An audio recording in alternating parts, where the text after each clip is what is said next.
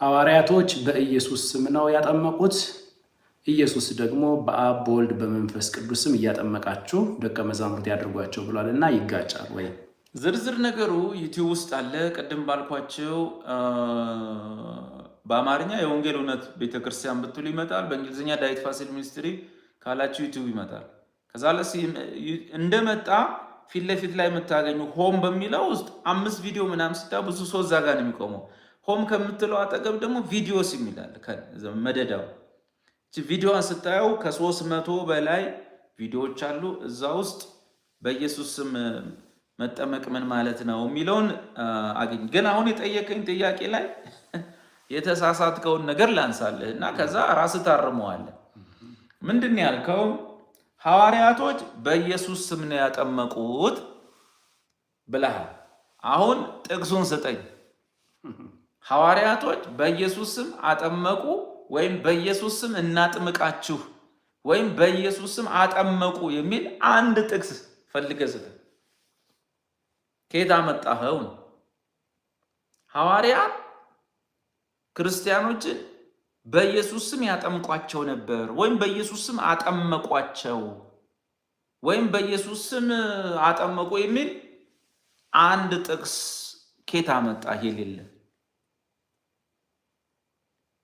የለም። ያለው ኢየሱስ ሐዋርያትን በአብ በወልድ በመንፈስ ቅዱስ ስም አጥምቁ ነው ያለው።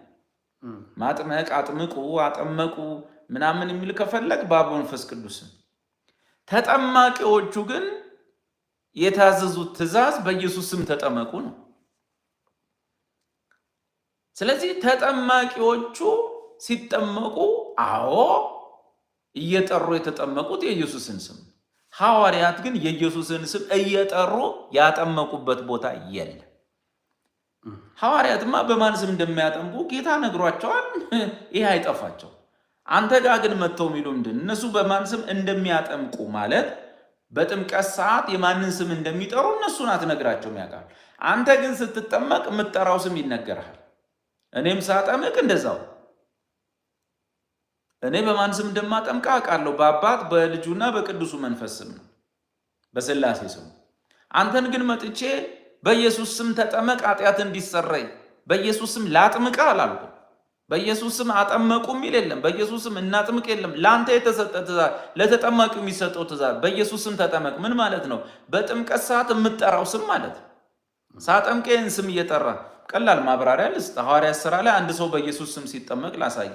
ሳውል ወይም ጳውሎስ ምን አለው? ሐናንያ ተነሳ፣ ስለምን ትዘገያለህ? ስሙን እየጠራህ ተጠመቅ፣ ከኃጢአትም ታጠብ። ስሙን እየጠራህ ተጠመቅ፣ ከኃጢአት ታጠብ አይደለም። ስሙን እየጠራህ ተጠመቅ።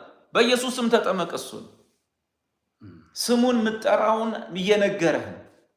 ስለዚህ ተጠማቂው የኢየሱስን ስም እየጠራ ነው የሚጠመቀው። ስለዚህ ንስሐ ግቡ ኃጢአታችሁ ይሰረይ ዘንድ አይደለ የሚለው? በኢየሱስ ተጠመቁ ሳይሆን በኢየሱስ ስም ተጠመቁ። ለአንተ የተሰጠ ትእዛዝ። እኔማ በማን ስም አጥምቅ እንደተባልኩ አውቃለሁ። አንተ ግን የኢየሱስን ስም መጥራት ግዴታ ነው። ስለዚህ ሐዋርያት ሥራ ላይ ምን ይለዋል? በኢየሱስ ስም መጠመቅን እዛው መጽሐፍ ቅዱስን የሚያብራራው ራሱ መጽሐፍ ቅዱስ ኮሜንታሪም ዲክሽነሪም በኋላ ነው የሚያስፈልገን። ሲያጠምቀው ቦታው ጋር ታገኘዋለህ። ምንድን የሚለው? አሁን ስለምን ትዘገያለህ? ስሙን እየጠራህ ተጠመቅ፣ ከኃጢአትም ታጠብ። እንዴ እኔ በኢየሱስ ስም እያልኩ ለምን አጠምቃለሁ? እኔ እኮ የኃጢአቴን ስርየት በስሙ አግኝቻለሁ። አሁን ተረኛው ተጠማቂ ነው የኃጢአቱን ስርየት ማግኘት ያለበት። እኔ የኢየሱስን ስም ብጠራም እሱ ምን ይፈጠርለታል? እሱ ነው መጥራት ያለበት። ስሙን ጥራ፣ ተጠመቅ፣ ከኃጢአትም ታጠብ። ለምን? ልጆች ኃጢአታችሁ ስለ ውሃው አይደለም፣ ስለ ጥምቀቱ አይደለም፣ ስለ ስሙ ተሰርዮላቸዋል። በስሙ የኃጢአት ስርየት ተሰብኮላቸዋል።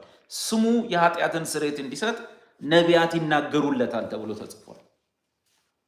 እና ከየት እንዳመጣችሁት አላውቅም። ሐዋርያት በኢየሱስ ስም ያጠምቁ ነበር። አንድ ጥቅስ የለም ባይብል ውስጥ።